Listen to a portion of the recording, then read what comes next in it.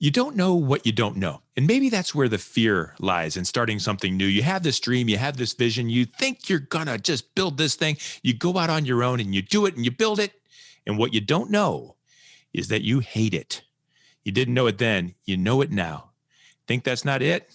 It is. It can happen. It happened to Erin Halper. She's next. This is A Dash of Grit.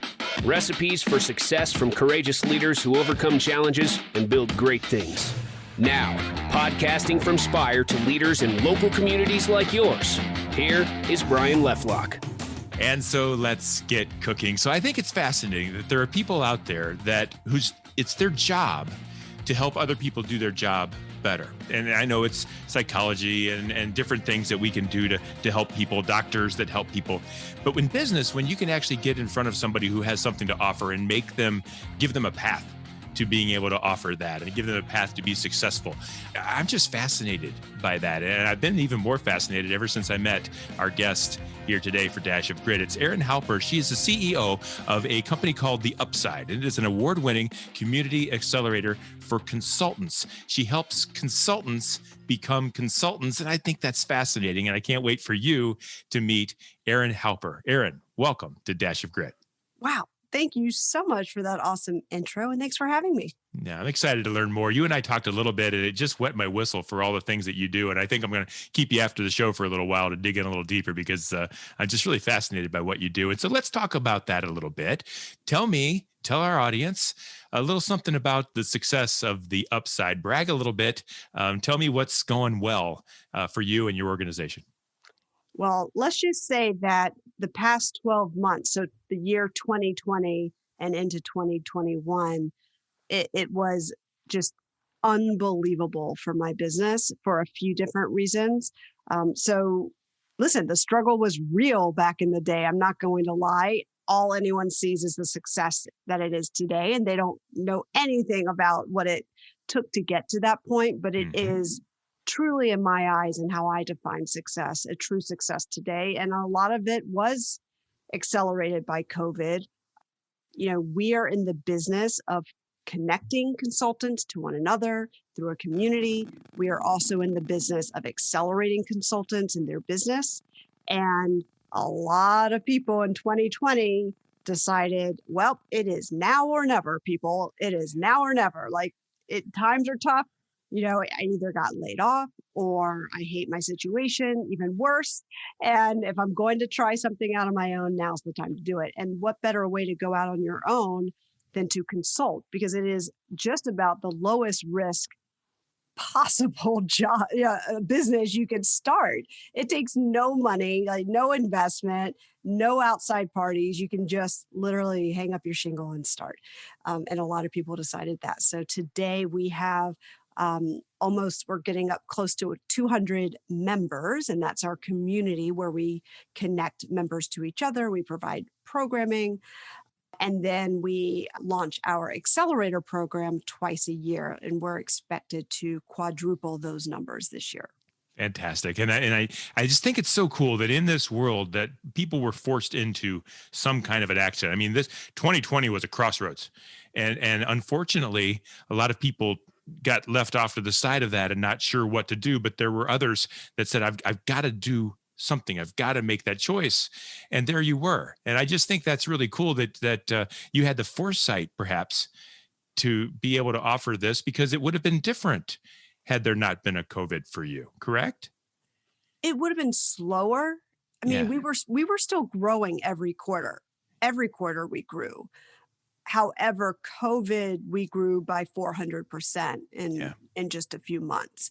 And you hit the nail on the head. It just accelerated what was already happening. But COVID, people just said, I have to do something. And do I really want to go back to a full-time job, or I'm working from home anyway now. So for some people, the Band-Aid got ripped off and they were like, okay, well, now I'm working from home. The hardest part is already done. I'm home. I'm here. I'm independent. Do I really need to be working for a company, or can I work for myself? And I think a lot of people had that conversation. And the other question is, do I bet on myself or do I bet on my company? the company I'm working for.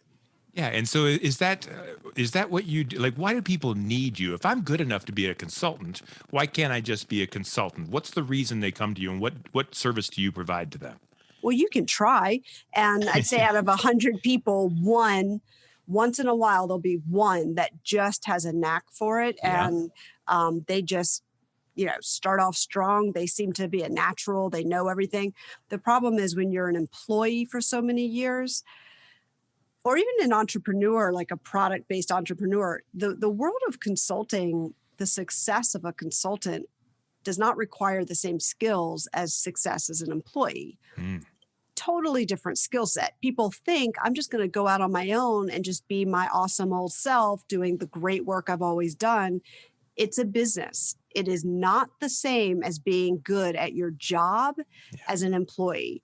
You're not interviewing for jobs anymore. You're prospecting clients. And what does that look like? So a lot of people run into problems closing clients, prospecting clients, because it's not interviewing for a job. It's a completely different framework. Also, people like you've been working for 20, 30 something years, and you can do a million different things. So they think, oh, I'm going to offer all these things because I'm so good at all these things. That's great as an employee, but as a consultant, you need to be super focused and be known for one thing. So it's in a lot of ways, you're providing the same work you did before, but the frameworks for how you position yourself and how you get the work are almost the complete opposite as when you're an employee. And that's what people get wrong. Not to mention, people have zero clue how to value their services and how to price themselves properly. There's a dozen different pricing structures that you can use. How do you know which pricing structure to use? And how do you know which price to charge? And how do you communicate your value to a client? Because the prices are a lot higher than when you're an employee. And it's hard for people to get their minds around that and to get their minds around the value that they're providing as a consultant versus an employee, and then how to communicate the value to the client. Very interesting that the last thing that I think about as a potential consultant is the fact that I really don't know how to be a consultant. I know what to do. And so a consultant needs a consultant, much just like my customer would hire me to be a consultant. I need someone to show me how to do it first. So I imagine that listeners are out there thinking, another internet business, another subscription business, great idea. That's lucky. Good for her. That must have been easy. And so we're going to prove them wrong, because this is a dash of grit. And I know there were hurdles and struggles that you had to overcome along the way. So it's a success now, and it's going to become a bigger success moving forward. But what were some of those hurdles that you had to overcome along the way? Well, first and foremost, the business didn't start with this model. The business started as a client consultant matching platform because I knew that the biggest pain point for people was closing clients. I knew that, and I knew I was really good at it. So I was like, okay, you know what? I'll go find the clients. I'm good at that. I'll help close the clients. I'm good at that. Mm-hmm. And a few things happened. Number one, all I did all day long was negotiate contracts, which I did not want to be doing. I just didn't enjoy that whatsoever. Second of all, the demand from the client side was not there. So I was generating that demand. And when you start a business, you need to have an existing problem that you're solving. Yeah. And on the client side, there wasn't an existing problem. It was on the consultant side. Mm-hmm. And then the third thing that happened was the consultants had no clue how to position themselves in front of clients. So I would get the clients in, I would pitch the clients. They'd say, yes, great. We want to meet this guy, Brian, that you told us about. Wonderful. They meet Brian, and Brian bombs because Brian has not been trained on how to speak to clients. And then Brian it's your fault. Has been trained on how to be an employee. Yep. And it's a totally different skill set. And so I was coaching people on having the right confidence, what to say, how to close the client. And I finally just said, this is ridiculous. I could not believe that no one knew this stuff. What came naturally to me did not come naturally to other people. So I switched the business model 18 months into starting the company. Was the business successful at that time No. as far as dollars and cents? No, you weren't making money at all. No, Okay. oh, well, we were making money, but it wasn't what I would consider a success. It was when you say, was it a success? To me, a success is when the funnel becomes wider, Yeah. companies start coming to you, people are knocking on your door. The demand was not there. We were making money because I was manually creating the opportunities. And It that's was the point. all on me.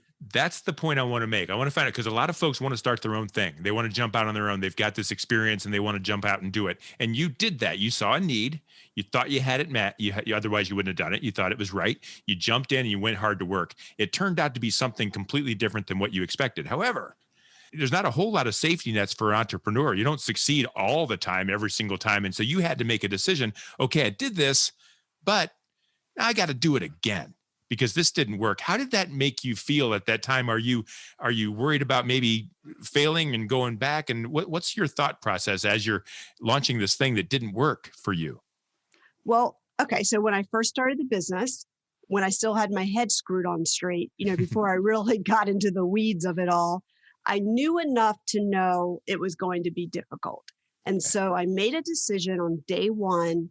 I'm going to give this 3 years no matter what, because I Okay. thought to myself, putting my business hat on, this thing is going to take about 3 years before it becomes what I consider successful. And what do you know, a year and a half into it was like the lowest of the low point where I was like, this just is not working. All the work I've done to date, it's so manual, it's not running itself yet. And I don't see anywhere in sight where that's going to happen with this business model. And I hated it. I actually didn't like going to work every day. And I'm like, this is not why I started this company. So I took 2 weeks off and redesigned the whole business model. And from the front, it looked like we just kind of transitioned a little bit. But on the back end, I started from scratch, Hmm. literally from zero, because there was nothing on the back end that I could leverage into the new model. But I'm glad I did it because a year and a half after that, so now I hit the 3 year mark last year, and we popped the champagne. I was like, Mhm. we are super profitable. We made it through that hump. We have a business model that people love. We have, I get handwritten notes. I get handwritten letters of thank yous. This changed my life. Thank you for connecting me to this person. Thank you for helping me with my pricing. I get that all the time. And to Mhm. me, that's the success. But I had to get through that major, major bump. I mean, it was major. I mean, starting over after a year and a half is hard because that first year and a half is hard enough as it is. And knowing I'd have another year and a half of that type of grit and that type of difficulty was not easy. I'm not going to lie. But And also did being you? a mission driven company helped Okay. helped propel me forward. I'm like, there are people who are depending on me to get this right. That's what I want to know about. Is it the mission and the goal and the fact that you wanted to do this thing? Or was it the 3 year commitment that you made to yourself that allowed you to say, look, I'm going to scrap this whole thing and I'm going to redo? Because, Erin, you could have scrapped that whole thing and started something else, but you took this thing that didn't work. You decided to make it work. Is that because of your vision or is that because of your promise? It was a combination of the 3 year commitment that I made to Hmm. myself, uh, plus the mission, which was really to help professionals have a flexible career where they're valued. That was really what drove me from the very beginning. And then of course my own ego, which was, I don't want to fail at this. I don't want to fail. And the only way not to fail is to keep on going. I've got to keep on going. I didn't want to fail. Again, for my own ego and my own pride. I wanted this to be a huge success and I knew the potential was there. And I knew if I quit, I would have always regretted it. And where does it come from, this drive to help those feel valued? Was there a time in your career where you didn't feel valued and you said, I've got to be able to help somebody with this? So like, where does that drive come from for you to help people in that generation? The mission came out of, not from myself, Okay. because I had a great work experience and worked with awesome people for awesome people over the years. And I had no complaints there. And I was a consultant. I started my own consultancy. I ran that for 7 years Mhm. while I was having my kids. But I started it without knowing any better or knowing any different. No one at that time, I didn't know anybody else who was consulting. And I didn't know it was going to be difficult. So it wasn't, because Okay. you know what I mean? I didn't know any different. And so I was able to run that for 7 years. I had great clients. But what happened was, getting into my mid 30s, I started seeing more and more professionals, mostly women, dropping out of the workforce. I mean, like, very successful people Mhm. dropping out of the workforce because they felt like they had to choose between working full time and not working at all. Everyone was so stretched thin. They were juggling everything. Their households, unlike mine, were not divided equally. The work was not divided equally. I took that for granted. I didn't really Mm. think twice about it. I didn't think people didn't have that in their home. My husband and I divide up all the responsibilities equally, and other people apparently didn't have that. So they were Yeah. coming home, dealing with kids, baths, dinner, bedtime, and then they were like tanked at the end of the day. And they finally just said, I've had enough. I can't, who can do all this? It's crazy. And I Yeah. said, oh, well, why don't you consult? And they said, that sounds great. How do I do that? And so informally, I would start teaching people what I was doing. And then they would start coming back and saying, oh my God, I took your advice and it worked, as if they were shocked. Yeah.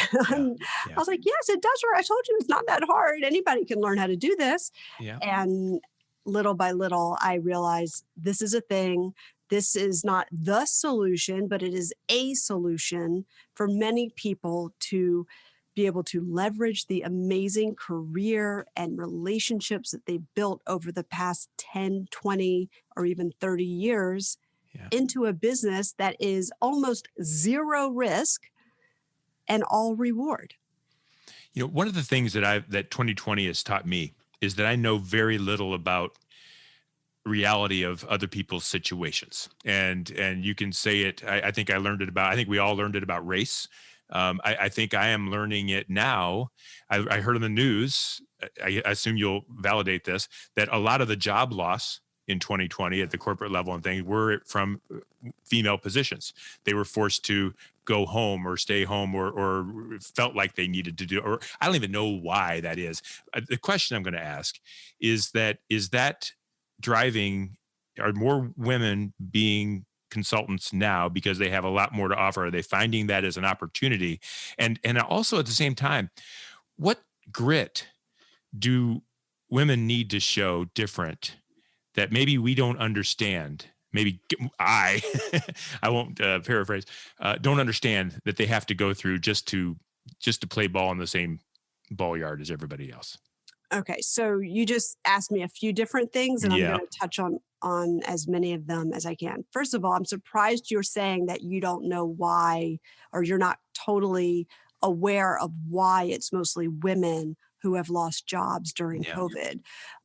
The answer to that is very complex and multi-layered. However, I will say that most households, in most households where there is a husband and a wife, in those situations, typically the wife takes on more of the household work in almost Mhm. all situations, Yeah. by the way, but especially in situations where the man earns more. But because women typically earn around 70 cents to the dollar that a man earns, even if the husband and wife were in similar positions, she statistically will end up making less than him. Mm. So you have a situation where it's not equal in the household. And when the everyone's stretched to their limits, someone has to give it up, and it's going to be the woman, usually because she's earning less. And usually because the lion's share of the household duties were on her in the first place. Mm. Is that fair? No. No. Should it change? Yes. Are there things that we can do about it that are in our control?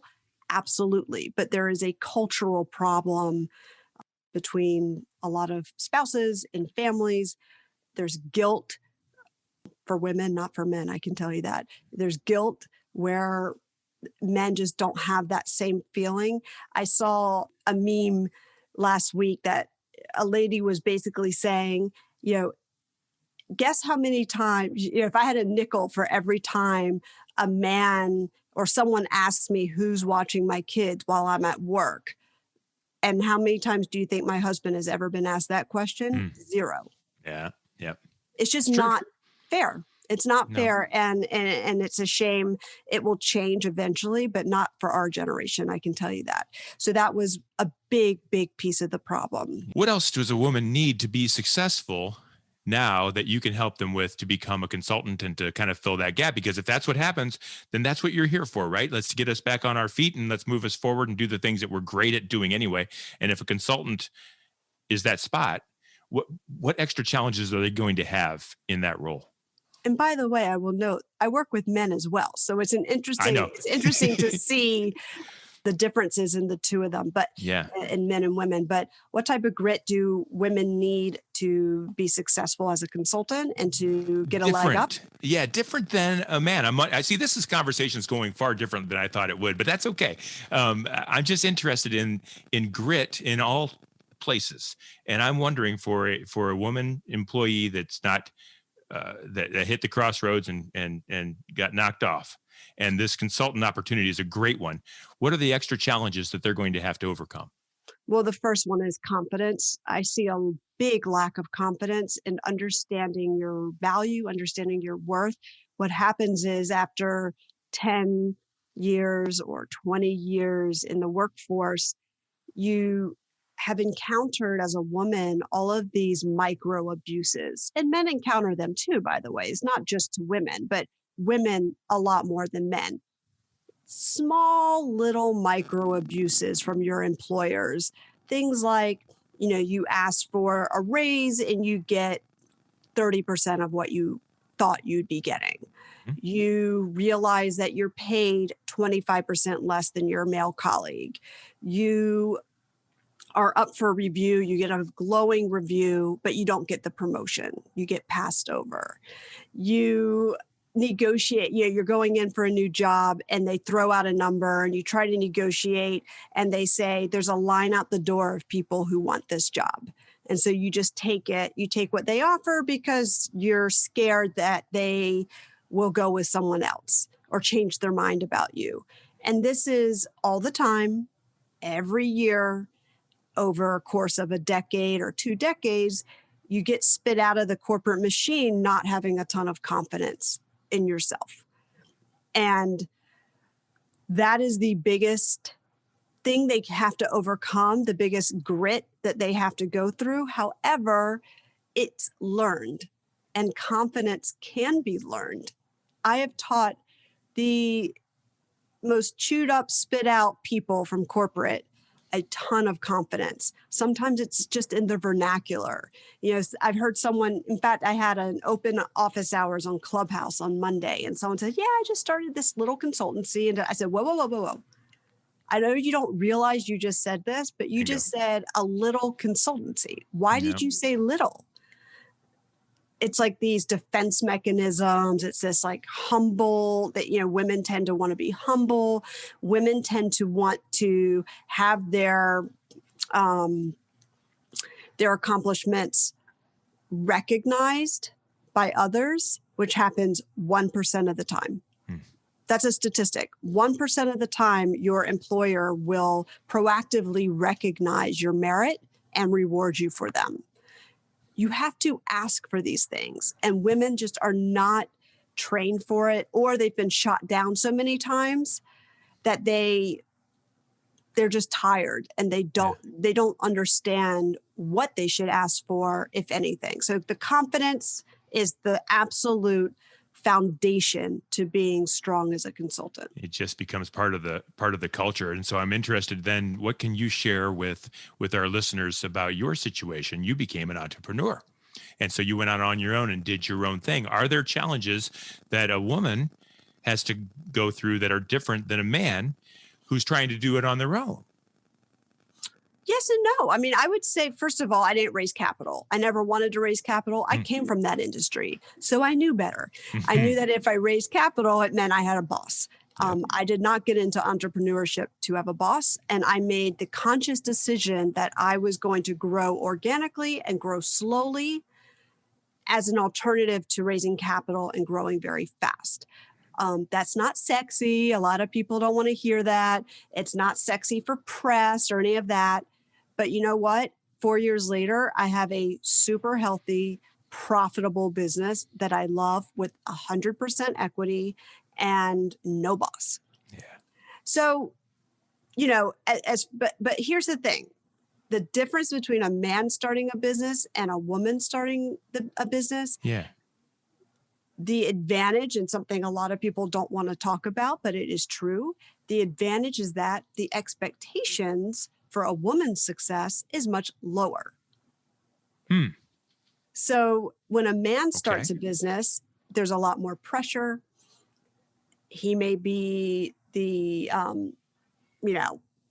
main earner in the household, or he may, I don't know. But the point is, the expectations are actually lower for a woman's success.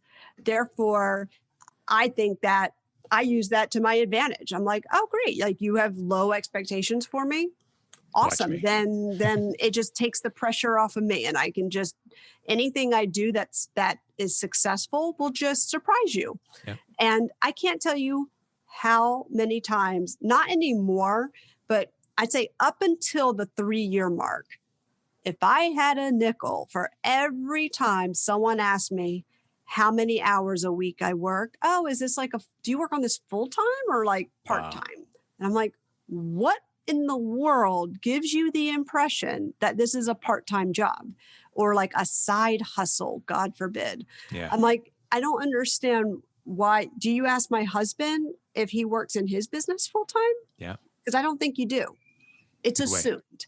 But when it's a woman, it's assumed that it's a little hobby, that it's just like a little, like cute little business that you've got on the side. Everyone used to ask me that question. Do you work part-time on your business? And for you, is that motivating or is that demotivating? I assume I know the answer to that. That just drives you crazy and away you go, right?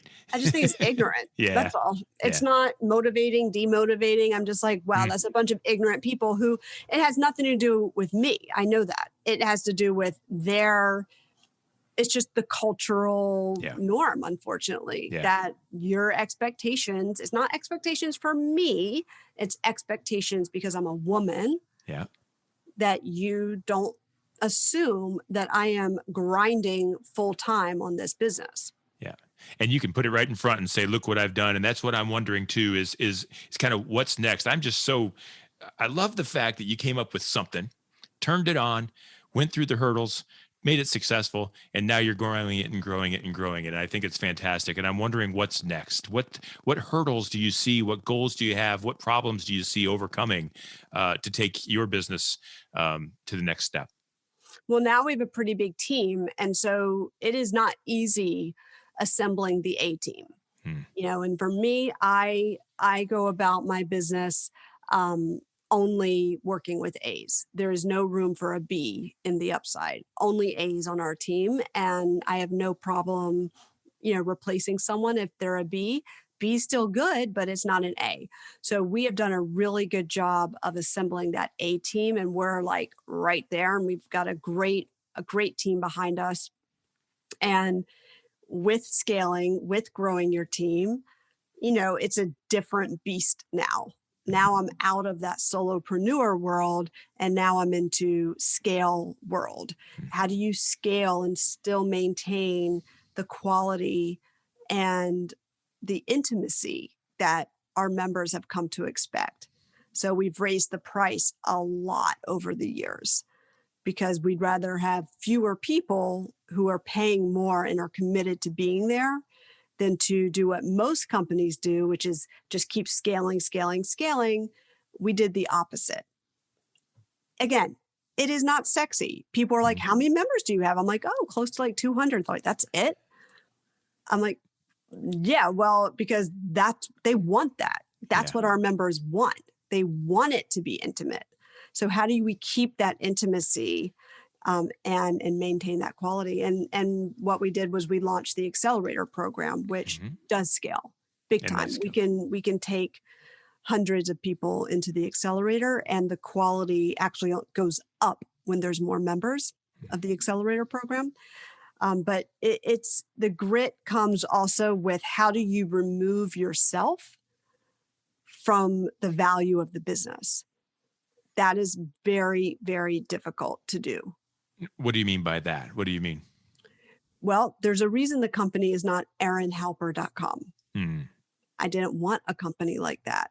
Yet I am the heartbeat and the soul of the company.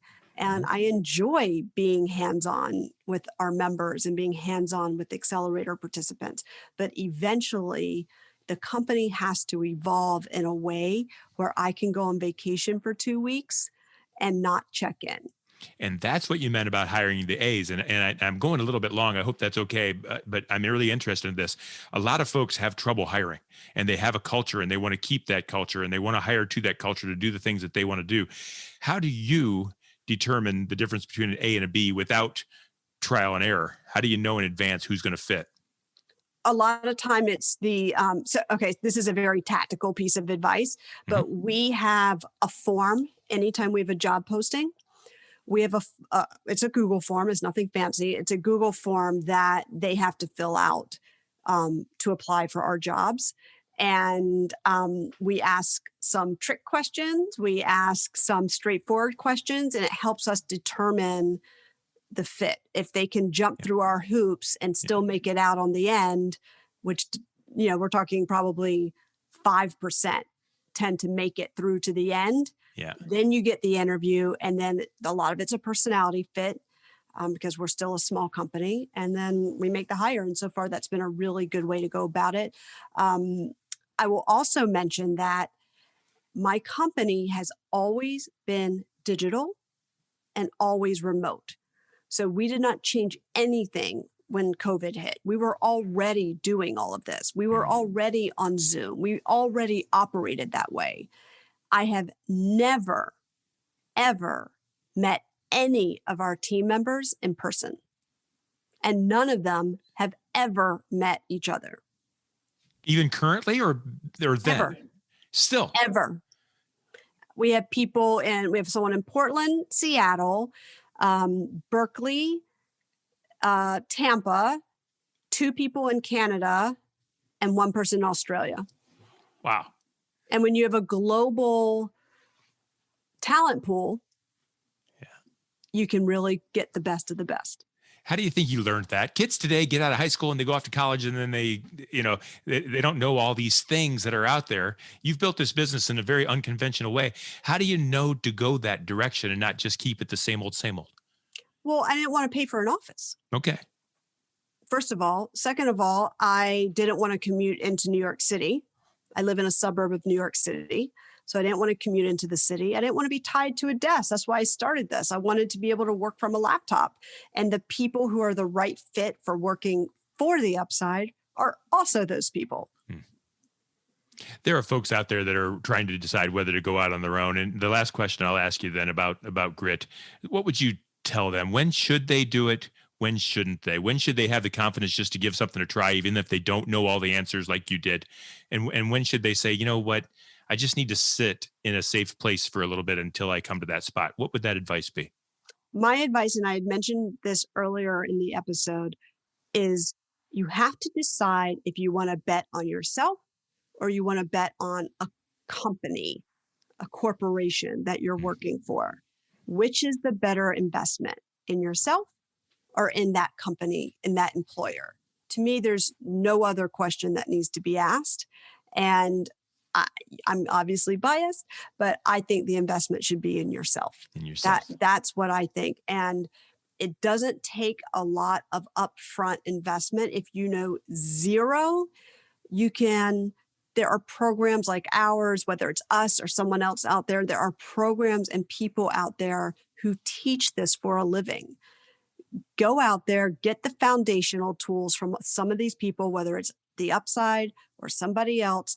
Get those foundational tools. It's a small investment. It is a drop in the bucket compared to what you get out of it, what the ROI is. So I say, ask yourself, do I want to invest in myself or do I want to invest in an employer? And if they can't figure it out on their own, I bet you they want to talk to you. How would they reach out to you to learn more about what you do, what you've done, ways that you can help them? Well, they should go to our website, which is Be the Upside. It's BETHE Upside, Be the Upside. And we also give away tons of free stuff on the website. So we give away a pricing guide and a business development guide. We give away a great guide that talks about how to write a killer bio, which you can use on LinkedIn. That we give away so much stuff. So you can find all of that on our website, betheupside.com. And also we give away a lot of stuff on Instagram. Excellent. Before I let you go, I want to do a quick plug for my company. We are Spire Advertising and Marketing, and we do work with organizations of all different sizes to help them overcome hurdles and to help them get past the ceilings of revenue versus employee versus more expense in marketing. And sometimes it's just a never-ending wheel of loss. And what we try to do is help get you on the right path, strategy, digital marketing, systems implementation, those kinds of things. So if you're interested in that, we are at spiread.com. And I thank you very much. I tell you, Erin, the reason I do this show is to motivate people. I think there's folks out there that are stuck. I started this show at the beginning of COVID. There were people stuck and losing and missing out and not sure what to do next. And I think that you are an inspiration. And I really thank you for sharing the story. I thank you for starting this business that you started. And I wish you nothing but the best because I think you're doing great work. So thank you very much for being on the show. Thank you so much, Brian. I really appreciate that. Thanks so much. You're very welcome, and good luck to you. And for everyone else out there, this is Dash of Grit. We do it once a week. Check out some past episodes, meet some gritty heroes like Erin, and go out and show some grit yourself. Until the next time, win the day. This is a Dash of Grit. Recipes for success from courageous leaders who overcome challenges and build great things.